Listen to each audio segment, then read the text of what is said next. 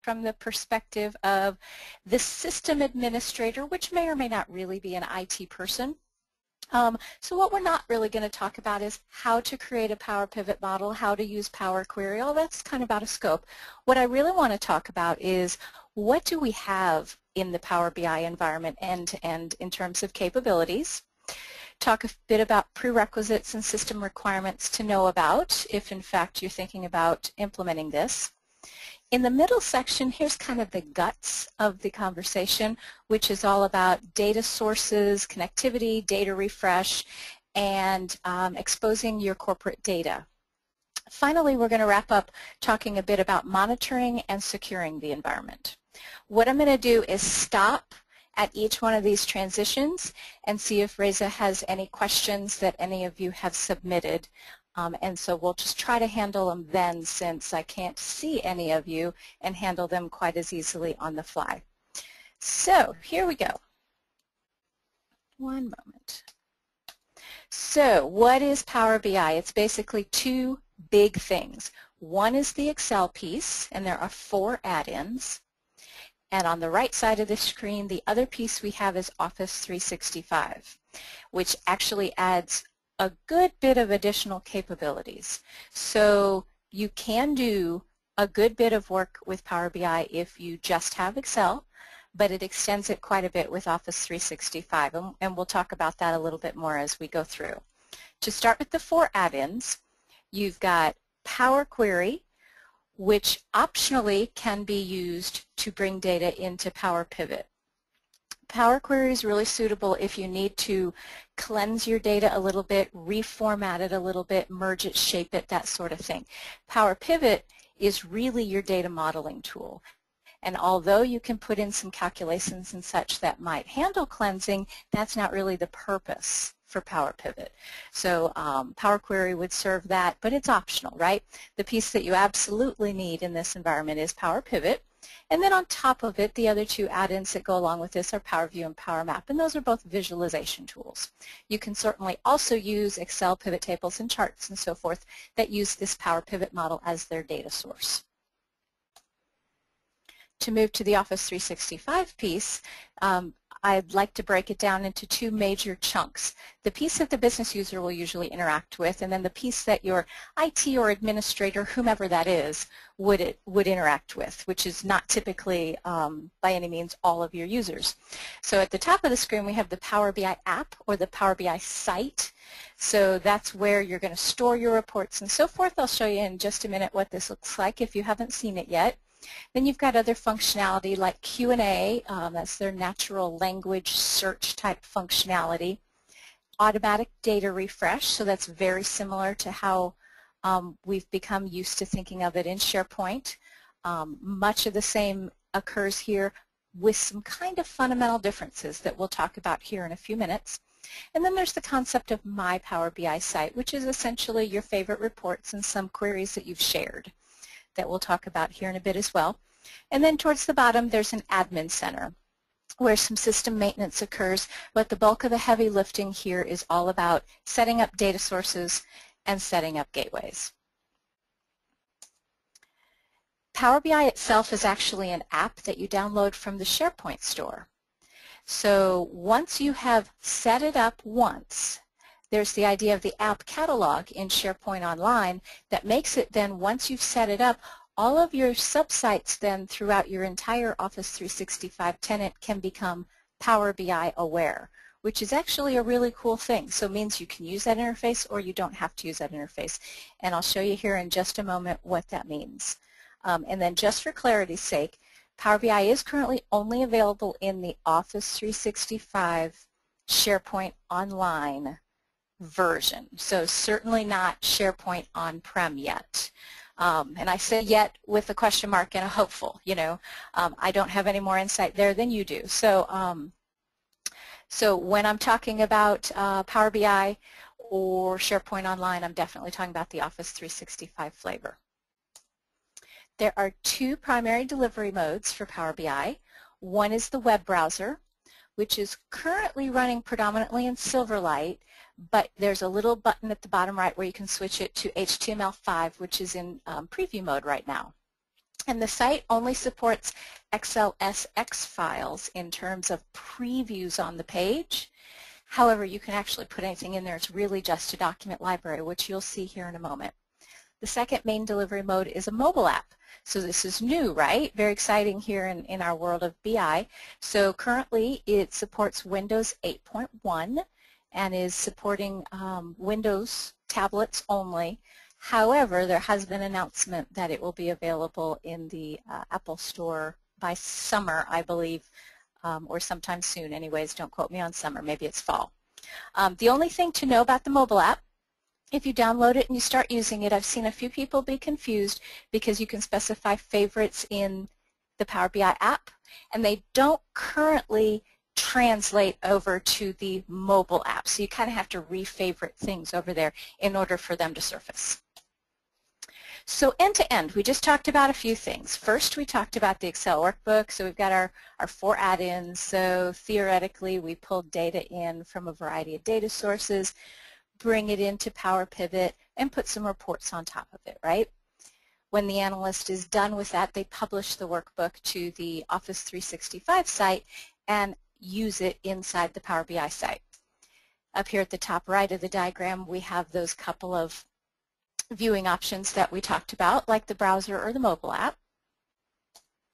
And then the other thing on this chart is down at the bottom right, we have the corporate data and the cloud data that can become very integral, of course, to what gets fed in initially into this Power Pivot model. So that's kind of what these little arrows here on the left and the right mean, is that this data here actually ends up coming into your Power Pivot workbook over here on the left, and it becomes a very circular type thing that's going on. There's 3 ways to access a Power BI workbook, and let me actually show you this instead of tell you this. So the first way is through the Power BI site. So this is what our site looks like currently at BlueGranite. And at the top we have some featured reports. Then we have some featured questions, which are about that Q&A capability, which I'm not really going to highlight today, but if we have a couple minutes at the end and somebody wants to see it, I will definitely show you. And then we have a few different document libraries here with a variety of reports. And you would just click on it and run a report. So that's way number 1. Way number 2 is essentially looking at it via the document library view. And those of us that have used SharePoint previously will recognize this as kind of the old school document library way. So here's my Power BI site via the site contents view in SharePoint Online. So even though we have this pretty interface with all the previews, it's really just a document library. So here is, say, for instance, our healthcare document library, and I can click on it, and I can go through and get to all sorts of additional properties and settings here that I actually don't have access to on the main site. So this is kind of a good route to know about that it exists. And lastly, the third way to access it is essentially your direct URL access. So if we pop back over to the main site and I decide to just run one of these reports, what it uses is basically a URL, and there's an amper action at the end that says equals embed view. So essentially what that does is say, hey, we're viewing this report. There's a teensy tiny little icon at the bottom right that when you hover on it, it says view full-size workbook. Well, okay, what it really does is give you this toolbar. So I kind of think of it more as instead of showing it full size, it shows your menu options. And the amper action changed to view. And then there's one additional amper action, which is edit. However, as of right now, you can't actually edit a Power BI workbook inside the web and save it. It's really a viewing mode only type environment right now. However, I would guess that's going to change at some point. And last couple things in this section to make you aware of is that there are 3 admin centers in Office 365 you need to interact with. There's actually far more than that if you're interacting with link and exchange and all that stuff. But the three we are concerned about with Power BI is first the O365 Admin Center. So that's where you've set up the subscription and bought your license. And that's also where you've set up your users and you've assigned users a Power BI license. So from a security standpoint, that's actually the first thing you need to do to let a user in the front door, if you will. There's also the SharePoint Online Admin Center, and that's where you set up your site collections. There's some storage quotas, so you can buy more storage, for instance, if you need to. And that's also where we went and said, hey, we want to set up an app via the SharePoint store, just like Power BI. And lastly, there's the Power BI Site Admin Center. And that's where we're going to spend most of our time regularly handling things like the gateway and the data sources, OData feeds, and monitoring system health. So before I move on at this point, any questions from that 10,000 foot level? There was a question regarding will this webinar will be available for later for view, and I responded yes, it would be available in YouTube channel. I also sent the YouTube channel address there. There is another question that says, will we have presentation slides? Yes, Reza did a wonderful introduction for me, so I skipped my hey, who am I slide, and I have a blog at SQLchick.com, and there is a page called Presentations and Downloads. And if you go there, these slides are already posted there. They're in a PDF format, and you are welcome to grab them. Okay, great, thank you. And there are three other questions that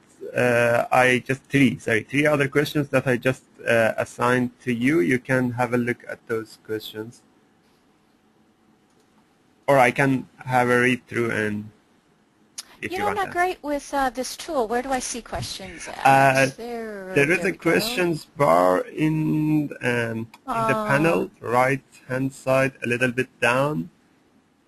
Yep. Can the Power Query add-in be used to add extra calculated members rather than adding these directly in the OLAP cube? The answer is very possibly, depending on what it is you're trying to do. Power Pivot may also be for calculated members a much more appropriate place, depending on what you're trying to do. So definitely you can define new columns of data in Power Query. You can also do this in Power Pivot via their calculated columns or their calculated fields or measures. Multiple Power BI sites running. That's a tough question. I've not actually experimented too much with that yet. What we have at BlueGranite is multiple sub-sites running underneath the same parent site. And that enables us not only to separate things out from a security perspective, but also organizing content. So it's basically taking the different document libraries inside the site one more level because we're separating it out by sub-sites. But truly multiple sites at the top level under the same tenant, I don't know the answer to that for sure. What licenses do I need for SharePoint Office for the full BI stack? I'm glad you asked, and we're going to hold that thought for about 5 minutes, and I will get to that. And the minimum subscription level, I'm glad you asked that, and we're going to hit that too right after this section. Okay, great. There's no more questions so far. Okay. So this section, I'm just going to highlight a couple of real key differences, mostly for the perspective of folks that have been working in SharePoint, say 2010 or 2013, the on-premises version, and what might be different fundamentally in this version. And one big fundamental difference, and I guess before I dive in, the first column here is your SharePoint Power Pivot Gallery. So that's where we've been storing Power Pivot workbooks, typically anyways, until Power BI and Office 365 has been released, right? So we've got kind of the on-prem that we're more familiar with here in first column. Far right column is Power BI. In the middle is SharePoint Online's BI Center. So basically kind of this same thing in the first column, just put in SharePoint Online. And I'm not really going to hit on that too much, but it's a little bit in between of both of them. So I kind of put it here for documentation's sake. So the first thing that I really want to highlight is this concept of a workbooks as a data source. So in a Power Pivot Gallery, what we've done for a long time is loaded up a Power Pivot workbook, and we might point other Excel workbooks or Power View reports, and by that I mean Power View for SharePoint, even reporting services reports, even performance point services, all that kind of stuff can basically use a connection to that Power Pivot file. That's actually not a concept right now that is, we can't do that right now in Power BI. I'm hopeful that we can here at some point, because right now what that means is that your model and your reports are all in one file, and you can't really separate out that experience of a data modeler with the Power Pivot model maintains one file, and then you have a variety of other files with reports, and then just use connections. We can't really do that right now. So that's kind of fundamentally one difference that I want everyone to be aware of, that what you're seeing out there on that site are not report connections. They really are the data and the reports. Next thing is sizing. So because it's the cloud, the size constraints are not quite as generous as on-premises. What we have size-wise is 250 megabytes maximum size, and that's compressed though. So that, you know, really is a good bit of data when it's been compressed by the X-Velocity engine. The thing to know though, there's a real kicker with this 250 megabytes. Only 10 megabytes of that can be outside of the Power Pivot model. So by that we mean anything that's sitting on a worksheet. So for instance, if you're bringing in data through Power Query and it says in those little check boxes at the bottom right, do you want to load to the worksheet or load to the data model? You almost always, at least once you're past looking at the data and checking it out, you almost always want to say no to the worksheet or uncheck that one and check load to the model. So then you won't get yourself in trouble by saying, oh, once we're ready for the Power BI site side of things, we've exceeded 10 meg. And lastly, there's this concept of a single view across libraries. So this site here that I showed you a moment ago, we actually have a variety of document libraries that are being surfaced in this one site. And in the on-prem version, the Power Pivot Gallery is one document library. So this is a really nice feature, and is one of my favorite things actually, the fact that we can organize content like this and we can secure it differently too across these different libraries.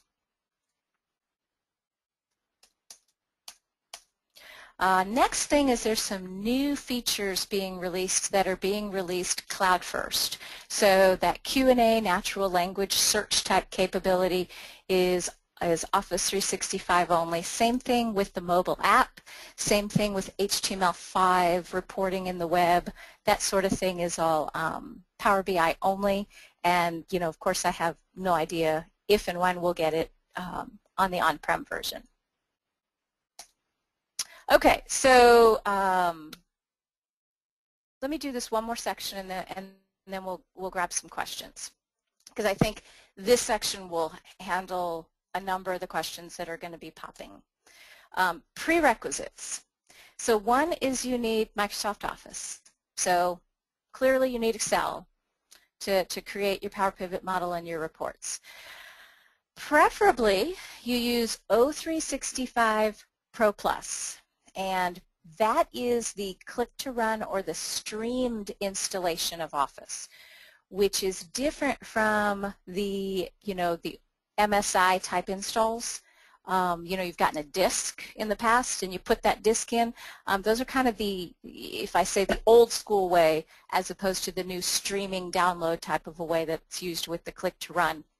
The reason that's important is the O365 Pro Plus version is releasing features at a much more rapid pace than the regular Office install. A notable one of those is synonyms. So for that Q&A search functionality to work, it's very important to set up synonyms. A unit might also mean a division in lingo in a corporation, and you would need to tell your Power Pivot model that. If you have Office, and even if you've got Service Pack 1 applied, you're not going to get that capability. You have to have the newest kind, the click-to-run, and that you get that with your Office 365 subscription. Same version to avoid compatibility issues, and 64-bit if possible because of the sizes of the Power Pivot models. You need Power Pivot. It's a native thing now. You just need to enable it. And you don't have to have Power Query, but if you've not worked with it, it's really a nice tool. Currently, it's still in public preview mode, so it's not natively integrated the way Power Pivot is yet. So there have been approximately monthly updates to it, and they continue to update the download that you would get on a monthly basis. It's got some search functionality that I'm going to show you here in a few minutes that does require internet connectivity. And for some of the functionality to work that I'm going to show you, you have to be signed into the account that's associated to the Power BI subscription. So that's one of those things where way at the beginning I said, if all you have is the Excel piece and you don't have the Office 365 piece, sure, you can use all 4 of these things, but there's going to be some features missing. And I'll make sure to mention that when we get to showing you that. Power View, so that's another item that's just enabled, and if you're going to do some mapping, it requires internet connectivity, and it within Office is still Silverlight based. And lastly, there's Power Map as part of Office. This one gets a little bit more interesting. It was previously GeoFlow as a public preview. You can continue to use that. However, it's not supported, and it will not get any updates. So basically, Microsoft says, please don't use that in production. For a fully supported Power Map and to get updates, you really have to have Office 365. So you can see here where the future's going with regard to which one they want you to buy. Okay, next prerequisite is SharePoint Online Plan 2. If you're lucky enough to have an E3 or an E4 plan as part of Office 365, so those are basically the 2 enterprise level plans that have all the good stuff in them, that's actually already going to have this SharePoint Online Plan 2.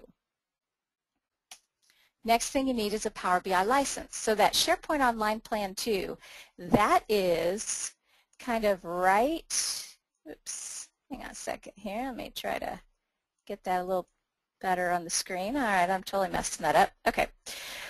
Right here in the middle, SharePoint Online Plan 2 is something that is required as a base prerequisite for Power BI to work. So pricing-wise, and I certainly can't speak very well to pricing nor licensing, but if you already had that E3 or E4, you know, what you're adding on is less capabilities and less cost per month than if you didn't have some of the other stuff and you have to buy it all in a bundle.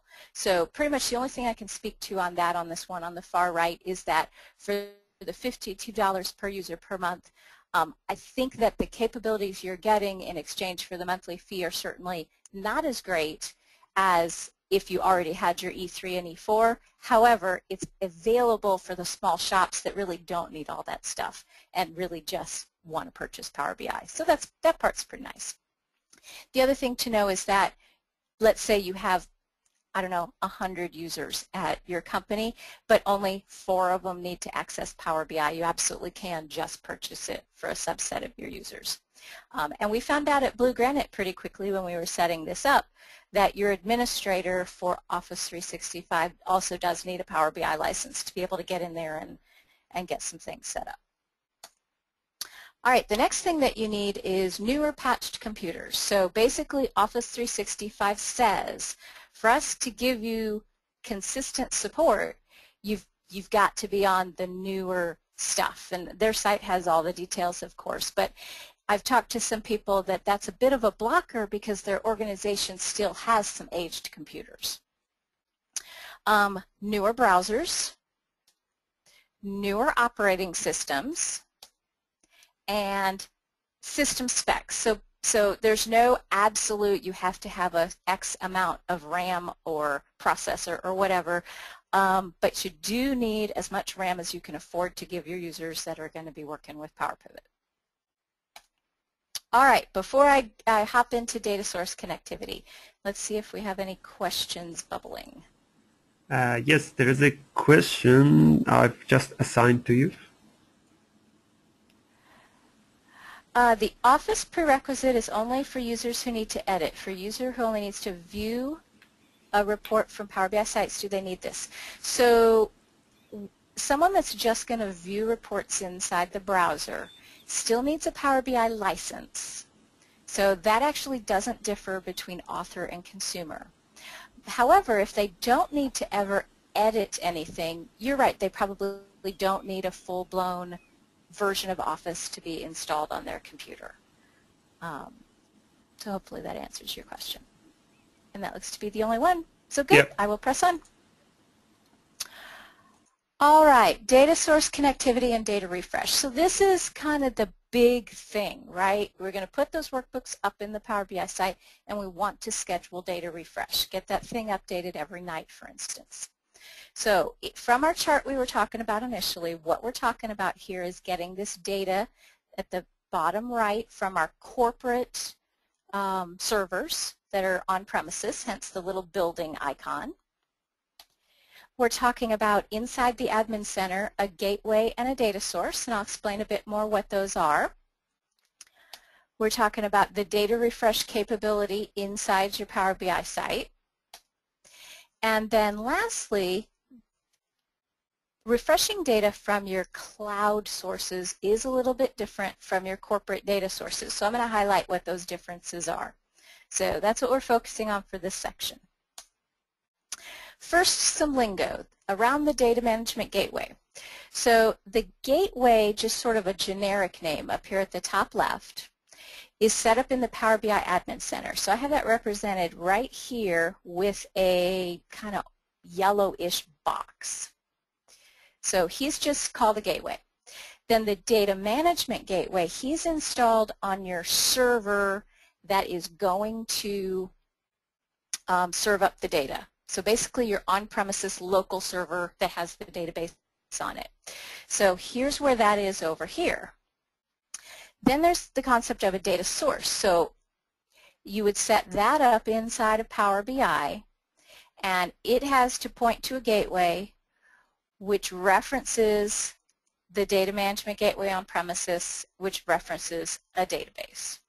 Let me show you what a couple of these things look like before I move on. In the admin center, and I don't have time to actually create any of these, so I apologize for just kind of showing you what they look like after they're set up.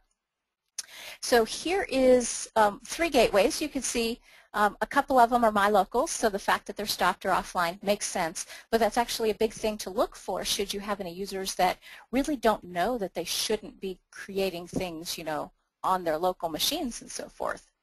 So anyways, here's a gateway. There's actually not much to this. When you set this up, what it's going to do is it's going to give you a key. And then if I pop over to my on-prem machine here, there's a little application that you have to go and download. It's this data management gateway that you install on the server that has the data. And then when you register it, you basically take that key that it gave you in the Power BI site and input it here, and then they are able to talk to each other. When you're configuring this in here, I just have mine set to HTTP because it's some very trivial chunk data, but obviously you probably usually want to use secure transmissions with a certificate and so forth. Also inside the Power BI Admin Center are your data sources. So for instance, here is a data source, and we'll talk a bit more about this here in a moment, but we've got these various pages of information that we would go through. So the slide that we just came from said that purpose number 1 for setting up this in Power BI is to enable cloud access. So essentially that means, are you going to allow your workbooks to be refreshed? And then the second purpose is enabling OData feeds.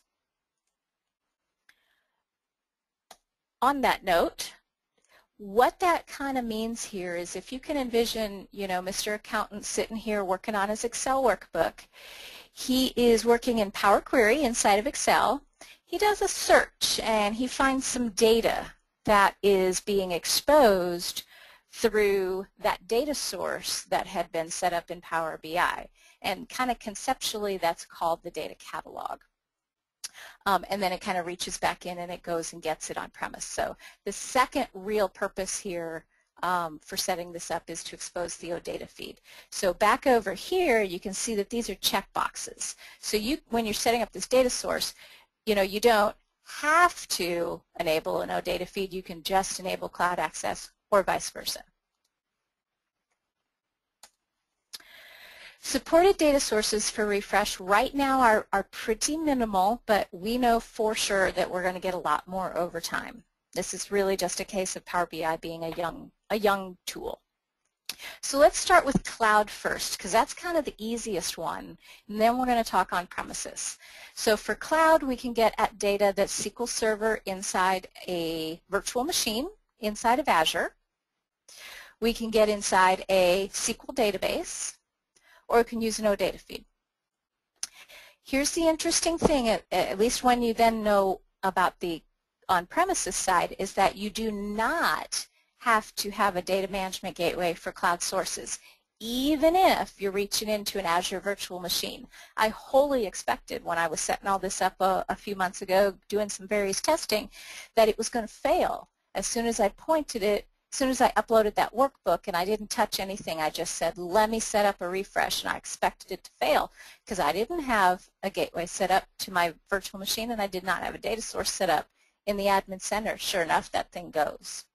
So it uses the connection string stored in the workbook, which is a very nice convenience for the user. It continues to use what they've been using inside their Excel experience. Hold that thought, because we're going to change the rules here when we talk to on-premises. So on-premises data sources that are supported right now are SQL Server and Oracle, both relational. So we don't yet have analysis services as a supported data source, but I'm sure that we will very, very soon. And on-premises data sources do absolutely require a data management gateway, or the data refresh operation will fail. Now here's the kicker. The settings and the credentials that you input in the Power BI Admin Center, so that data sources screen I was just on, will take precedence over the connection string in the workbook. And out here, so we've got this page, but we've also got connection info, we've got connection properties, and we've got credentials. Some of you are going to know exactly where I'm heading with this. We've got data settings for the OData feed and some users and groups. So this right here is what's going to trump the connection string in the workbook. And let me belabor that point just for a moment and talk to you how that works. So basically the idea here is this. Let's say up in your Power BI site you have 4 workbooks. And workbook D here that's yellow has refresh scheduled. And it needs to reach into data source number 2, which is really going to reach back over to this particular server rather than this server and go and get this database. And the question is, how does it know? So that's basically the question that I'm trying to illustrate here. And I call it the matching process. The Power BI folks actually call it a discovery process. So essentially, the workbook connection string and what's set up in the Power BI site have to match by server name and database name, first of all. And those both make perfect sense, right? And don't forget that it's case sensitive. So server name and database name, that's really straightforward. Here's where it gets trickier. The provider has to be the same or it will fail. So when you're setting up a connection, say in your Power Pivot model, if SQL Server or any of those components are not installed, which for most business users is absolutely true, the default's going to be OLEDB. For those of us that do have those components installed, it's the native client provider. Up in the Admin Center, the default's OLEDB. So in many cases, you're going to get by just fine with this. However, there can easily become a mismatch depending on how it is set up. Last item in this process is this idea of an access control list, and that's the users and groups page. So essentially, down here, if Joe has a workbook that he's trying to schedule data refresh and it needs to use this patient DW data source, but he's not here, he's going to get a big error because he doesn't have permission per this access control list. So, noting that those are the 4 things that are matched on or in their discovery process, the user and ID and the password from the workbook are not used for matching at all. So, this has some pretty big implications depending on how the data is coming out of the data source. If there's row-level security happening, and let's say Sally uploaded this workbook and she uploaded a workbook with only division A of data, then she schedules refresh, it finds a match based on these items, and then runs under, for instance, a service account with wide permissions. She's going to see too much data the next time she opens it. Now, all this can be rectified with some planning and some awareness. So I don't want to alarm you. I just want you to know what the system is doing and be able to manage it accordingly. All right, so I found this really interesting. I went to the Past BA conference last month, and at the moment from their telemetry, 29% of the issues and the errors that they're seeing related to the Admin Center are indeed something in this matching process. Whether it's the provider, whether it's user permissions, whatever. Schedule data refresh options. So what we're talking about here, the refresh is actually usually in this case handled by the author of the workbook, right? So the business user that built it knows, oh, this should be refreshed, you know, how often? So that actually doesn't happen inside the Power BI Admin Center. That happens inside the workbook properties here. So here we've turned the schedule on. This particular workbook only has one data connection to refresh. Our options here are only daily and weekly. So yes, it's a bit limited, but it's also simple and easy and you know, not overwhelming for your business folks. Here's the really interesting thing. It will go out 90 days only. See how anything beyond that is grayed out. And I've asked the question. I actually don't have a great answer as to why that is. My best workaround or advice that I can offer now is to teach your business users to always use, say, the last Friday of the month or the last day of the month, and then do a calendar reminder and go through your various workbooks and push them out another 90 days. The other thing to know about is that the schedule that you're saying is as close as possible to a particular time in whatever time zone. And that's because this is a multi-tenant service inside of Office 365. So they're going to do their very best to manage the system so that it runs well for everybody, but that means that this thing might refresh at 10:10 and it might refresh at 10:30, and that's kind of all we can do right now because it's a multi-tenant service. And the last option we have here is email of notifications. So the thing that we can't get, though, are success notifications, which would actually be kind of a nice little thing to be able to do as well. All right, so any questions on that piece?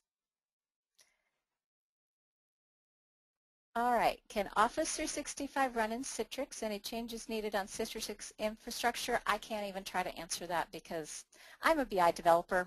I can't even try to answer a Citrix infrastructure question for you. Sorry about that. Do we need to open a firewall endpoint or port? I'm glad you asked, and we can, let me address that at the very end when we're talking about that data management gateway on premises. Where do we need to install data management gateway? All on-prem servers that we need data from. Absolutely. So everyone needs the data management gateway installed, and it will need, internet access exposed to that server, of course, so it can communicate with the Power BI site.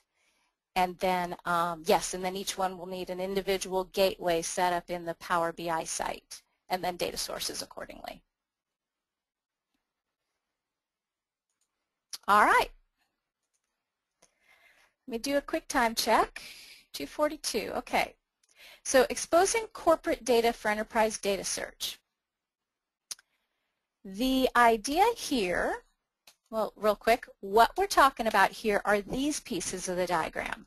So that conceptual data catalog, we're talking about corporate data feeds and shared Power queries, both of which power what we call enterprise data search.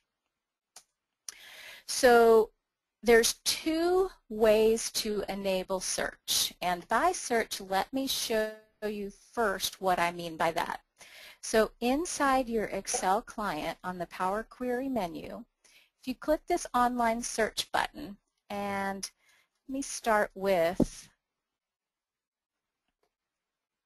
one second, let me pull this over. Just a second, I was signed in a bit ago. It must have signed me out.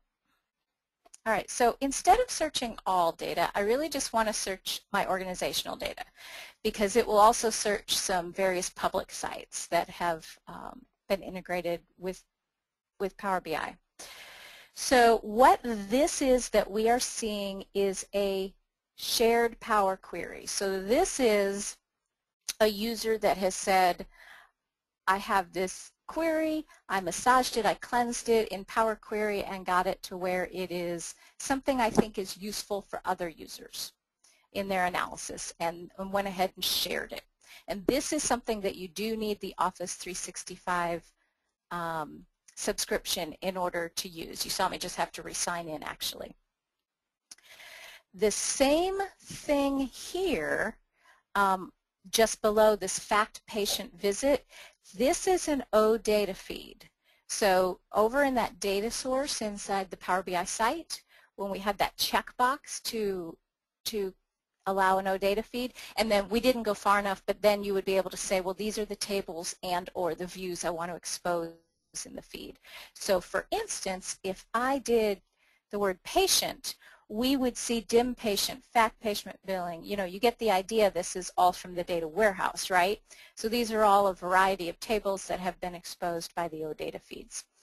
As of right now, there's not previews coming back through the OData feeds the way that there are through Power Query. So the reason that these OData feeds are a bit appealing to some companies is because then users can literally just search for data and not have to know, oh, there's such and such database with such and such connection string that I need to know about. They can discover it more easily. So that's kind of the appeal of exposing the data in this manner. So that's online search, two pieces of it. The OData feeds that would be exposed by your administrator or whomever is managing your Power BI site, and your Power Query queries, which are really just individual users using the site. Okay, let me double check questions. Can data be pulled from SSAS multidimensional model into Office 365, Power Pivot, Power View, etc.? The answer is yes, but it's not supported yet for scheduled data refresh. It will be at some point. So yeah, the connector is there. Not through Power View in Excel directly. It would have to come into Power Pivot first, either through Power View, I'm stumbling on my powers, either through Power Query or straight into Power Pivot. So the answer is yes, you would just have to handle the refresh manually until it's supported as a data source for scheduled data refresh. Okay, monitoring the Power BI environment. So from the administrator's perspective, here's what you do have insight into. Logged in the Power BI Admin Center are things like failures of data refresh. If a gateway or a data source is created, when OData feeds are indexed for search, connectivity errors, and so forth. So where that is in the Admin Center, if we hop out of this data source, is up here on the System Health page. So you can see here, this top one completed some indexing. Oh, here's one, failed to find a match for the data source, and so forth. So some of the things that we don't have logged in the Power BI Admin Center, and by that we don't have them logged in a centralized place where it's real easy to consume them all together, is successful refresh of our on-prem data refreshes. We can see it though inside of the individual files refresh schedules. We also can't see the successes or the failures of that cloud data refresh. So that is perhaps a big deal for certain organizations that really need to implement their self-service BI in a managed fashion. So remember earlier when I said that cloud doesn't require a data management gateway and it just continues to use the credentials in the workbook? That also means the Admin Center really kind of isn't aware that this thing exists, meaning that your administrator really isn't necessarily aware that this data source exists. Whether or not that's a problem depends on your environment and how you choose to manage it. Monitoring and files of queries. Technically, SharePoint Online under Site Settings and then Audit Log Reports, you've got some content viewing reports. I've not been able to get them run for Power BI yet, so as of right now, I have no insight that I have been able to find into how many times has this report been used and by which users. I'm sure we're going to have this at some point, but right now we don't. What we do have is content modifications or a file change that is being logged inside of SharePoint Online, and you can find it under this Audit Log Reports. What we don't have is basically all the stuff we got used to in the Power Pivot Management dashboard. So how many files were uploaded, how many connections have we made, usage and queries, all that kind of good stuff. So we do have that log, and that gives us some information, but we really don't have the equivalent of what we have right now inside our Power Pivot gallery on premises. So this is one of my big wish lists, is that from an administrator perspective, we get more insight over time. All right, this is my very last section, so let me just blow through this and then I'll check questions one last time. So authentication and security. So although Office 365 supports anonymous users, Power BI does not as of right now. So every user of your system does indeed need to log in with either a Microsoft account or some sort of organization ID. For a user to see a Power Pivot workbook, he needs, quite obviously, a Power BI license and all those other prerequisites we talked about, right? Permission to the document library where the workbook is stored, and permission to the file.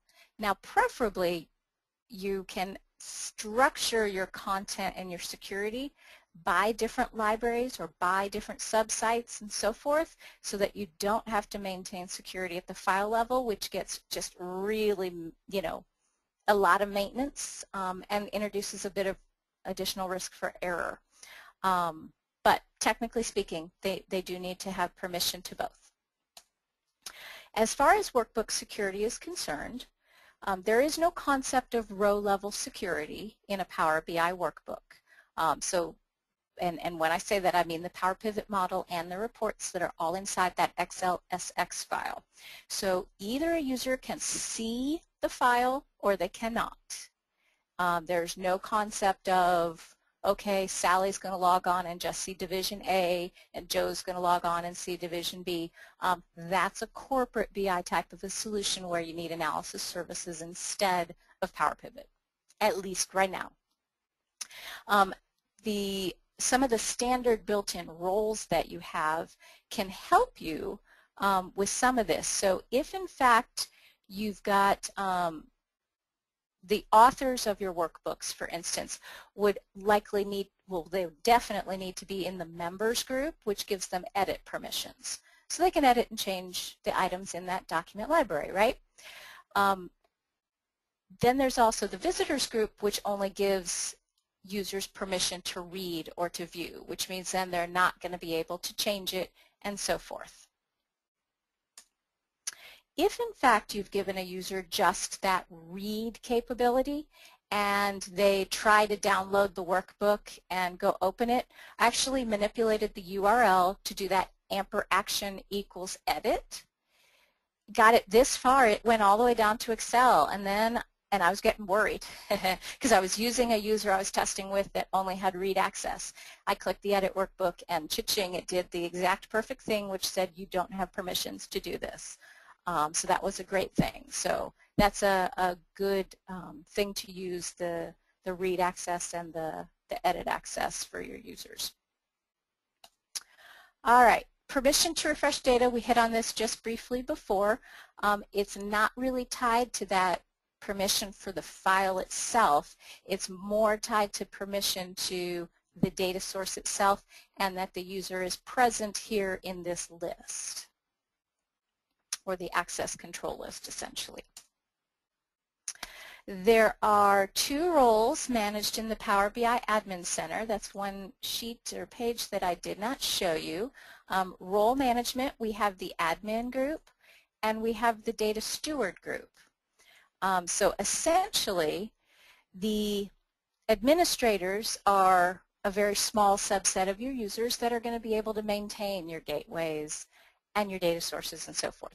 And then your data stewards are also a small subset of users who can certify those shared Power Queries.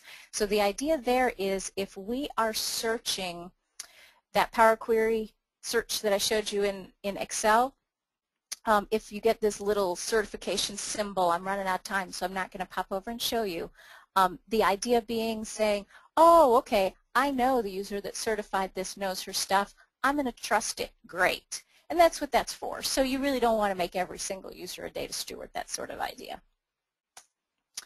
All right, the data management gateway on the local server. So groups and users, when that install program runs, the one that you download and you run on that local server where the database resides, it's going to create a Windows group called Data Management Gateway Users. And whomever is installing the DMG or the Data Management Gateway is going to be automatically added to this group. It's also going to create its own host service, and my, whoops, looks like I oopsed here a bit, didn't I? The service is going to run under a managed local account called DIA host service. In terms of data transmission, so here's where I'll hit the port question. Obviously, you usually want to encrypt your data that's being transmitted between the on-premises server and your Power BI site with a certificate.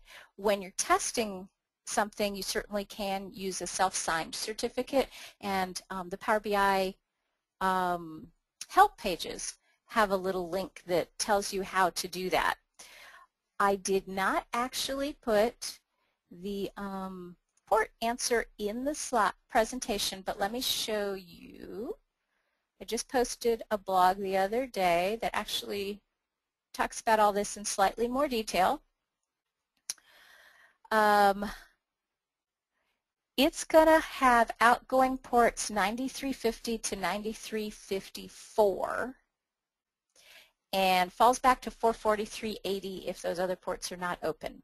And no incoming ports are required. As far as I'm aware, you do not have to open anything else on the firewall. It will handle that during the install process. For the OData feeds, though, it does want an incoming port of 8050 or 8051, depending on if you're doing HTTPS or not. So that's kind of the extent of the information I have on the ports, and I got it from this Channel 9 session. This URL is here in this blog entry, Power BI Security in overview right at the very end.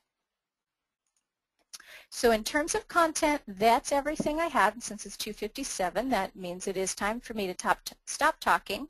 A lot of the things that I talked about in this presentation, I've also blogged about in a bit more detail. So you can hop on any of those links if you would like. And so the slides are at SQLchick.com on that presentations page if you would like to grab a copy. And I will check questions now. Let me see where I ended. I saw that one. Can tabular be scheduled? Not yet. I'd imagine that's coming in the foreseeable future, but I don't know when. We haven't heard a formal announcement. Is it possible to have a log of user access? Not that I've seen yet. That's that piece in SharePoint Online, the auditing reports, that I have not been able to get work. So ideally, I would love to have that. We just don't have it now, and if it's there, I haven't found it. SSRS and PPS do not currently work on Power BI, but last month they did announce publicly that reporting services is coming to Power BI. Now, the implications of that, I have no idea. So, you know, will we have all kinds of capabilities like we have in reporting services up in Power BI? No idea. But I haven't heard anything about Performance Point, but reporting services is coming, which is wonderful news. The best way to have different environments for Power BI UAT prod subsites, that's the best way that I know now. At BlueGranite, what we're doing actually is, in fact, I suppose there's not a big reason I shouldn't just show you. If I go to my site contents, we have our primary site up here, which we consider basically our production site. And then you can see we got Power BI testing, Brad, Chris, Corey, Eric. So we're basically using subsites for a mechanism of testing and junk, things that aren't worthy of being up on the main site that we're going to use for demonstrations and so forth. So yeah, I think you're kind of right on there with that thought. Is there a refresh on open option? That's in Excel, but I haven't seen it inside of Power BI itself. So I would think that if in fact you open the file in Power BI, ask to open it in the Excel client, and that checkbox inside of Excel data source properties to refresh on open is set, I would think that would continue to work just fine. Can the row-level security be implemented using that option? Yes, but don't forget it's got workbook credentials, right? So whomever credentials are being used. So yeah, definitely that's possible. However, you can still view it in the web with whomever last saved it in their credentials. So it starts to get to be, you know, a little bit risky if you're starting to rely on that. View read-only user does indeed need a Power BI license. You are absolutely correct. And yes, all consumers need a Power BI license to view a report, even if they have a E3 subscription. You're absolutely right. They certainly do. Okay, great. Thank you. I think that was all questions. That was actually lots of questions. But yep, thank you for the presentation and answering all of that questions. Well, thank you for letting me prattle on for an hour. I enjoyed it very much. Thank you. And if someone has any other question, oh, there is another question. I just assigned it to you. The dashboards are executed only on IE? That's an interesting question. I use IE predominantly. I saw a coworker running one of our dashboards on Firefox the other day, and by that I just mean an Excel dashboard. And it was actually some of the numbers, the alignment was off a little bit, where it was aligned properly in IE. So browser support, I would have to verify on the Office 365 site which browsers are officially supported. So I would have to double check that to know for sure. Okay, great. Thank you. If there is any other questions, you can ask Melissa directly. You can access her blog, or I think contact information is also in her blog. So thank you. Yep. Yep. Thank you, Melissa, Thank you. and thank you all audience. All right. Bye, everyone. Have a great day. Have a good day. Cheers. Bye.